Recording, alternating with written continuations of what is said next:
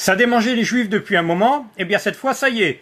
Donc Israël a bombardé l'Iran, et bien entendu, Israël a les moyens de sa politique dans la mesure où bien l'État hébreu dispose de tous les moyens technologiques volés quelque part par la pieuvre au monde entier. Alors maintenant, le problème, ça va être l'Amérique.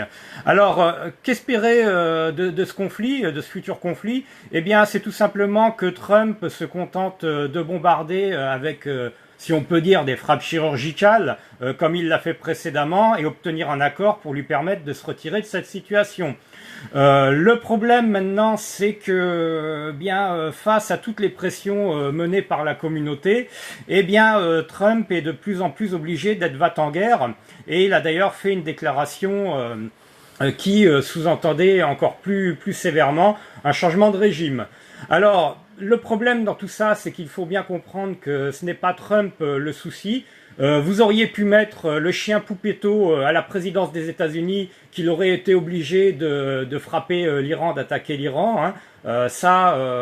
Trump est capable même si je ne l'espère pas, de faire la guerre directement à l'Iran. Hein. Je vous dis encore une fois, suivant les pressions, et c'est même pas une question de dossier Epstein, mais ça, c'est aussi le problème bien des anti-Trump, qui poussent Trump justement dans les bras d'Israël, mais également de leurs alliés, des pro-Trump, qui parfois auraient bon sens de se taire. J'ai laissé une référence tout à l'heure à un petit chien dans la vidéo. Cet influenceur se reconnaîtra peut-être.